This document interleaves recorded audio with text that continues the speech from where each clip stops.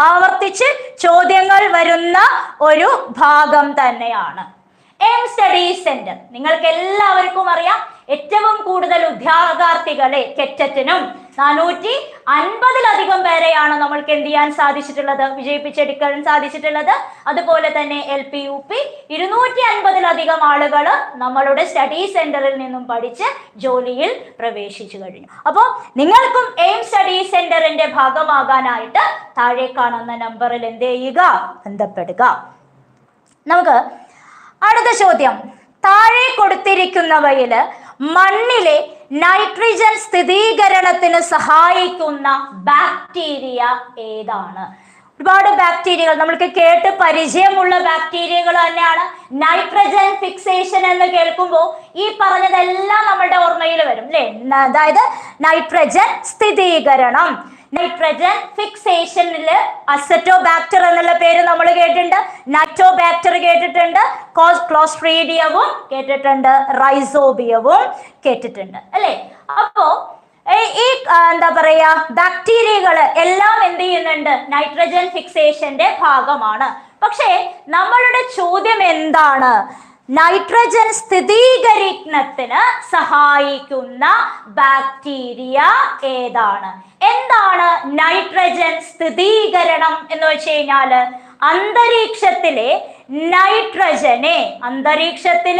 നൈട്രജനെ എന്താണ് മണ്ണില് സസ്യങ്ങളുടെ ഇതിനനുസരിച്ചിട്ട് ആഗിരണത്തിനായിട്ട് നൈട്രജൻ സംയുക്തങ്ങളാക്കി മാറ്റുന്നതാണ് നൈട്രജൻ സ്ഥിരീകരണം. നൈട്രജൻ സംയുക്തങ്ങൾ അന്തരീക്ഷത്തില് ഏറ്റവും കൂടുതൽ ഉള്ളത് ഏതാണ്? 3/4 ഏതാണ് നമ്മൾ പഠിച്ചിട്ടുണ്ട്, നൈട്രജൻ ആണ് അല്ലെ? അന്തരീക്ഷത്തില് 3/4 എന്താണുള്ളത്, നൈട്രജൻ ആണ് ഉള്ളത്. ഈ ഹരിത സസ്യങ്ങൾക്ക് എന്ത് ചെയ്യാനുള്ള കഴിവുണ്ട്, നൈട്രജനെ ആഗിരണം ചെയ്യാൻ, നേരിട്ട് ആഗിരണം ചെയ്യാനായിട്ട് പറ്റില്ല, അതിന്റെ കോമ്പൗണ്ടുകൾ സംയുക്തങ്ങളാക്കിയിട്ടാണ് അവ ആഗിരണം ചെയ്യുന്നത്. നൈട്രസ് ഓക്സൈഡ്, അതുപോലെ തന്നെ അമോണിയ, ഇങ്ങനെയുള്ളതൊക്കെ നൈട്രേറ്റുകൾ, ഈ രൂപത്തിലൊക്കെയാണ് എന്ത് ചെയ്യുന്നത്, സസ്യങ്ങള് ആഗിരണം ചെയ്യുന്നത്. ഇപ്പൊ ഈ അസറ്റോബാക്ടർ, റൈസോബിയം, ക്ലോസ്ട്രീഡിയം, ഈ 3 എന്താ ചെയ്യുന്നത് എന്നറിയോ?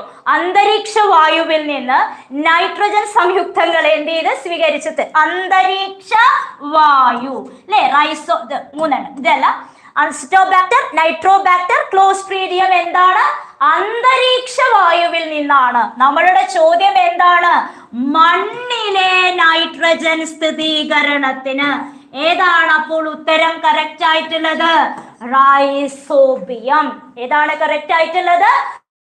റൈസോബിയം. ഓക്കെ, റൈസോബിയം ആണ് കറക്റ്റ് ആയിട്ടുള്ള ഉത്തരം. ഇതൊക്കെ അസറ്റോബാക്ടർ, അതുപോലെ തന്നെ ക്ലോസ്ട്രീഡിയം, ഇതെല്ലാം എന്താണ്, അന്തരീക്ഷത്തിലാണ്. ഇപ്പൊ ഈ റൈസോബിയം ഒക്കെ നമ്മൾക്ക് എവിടെയാണ് കൂടുതലായിട്ട് കാണാൻ പറ്റുന്നത്?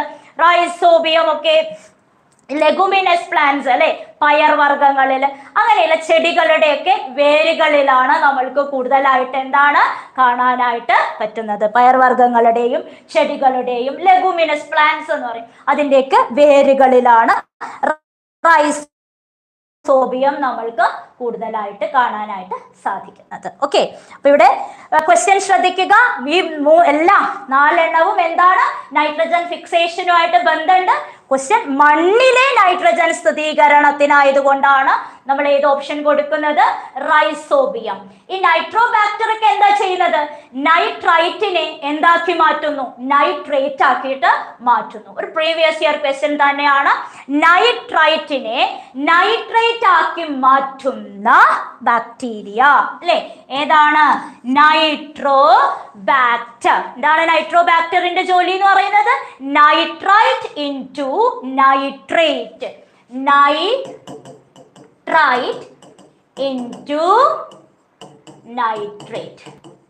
ഓക്കെ, ഇതാണ് എന്താ പറയാ നൈട്രോ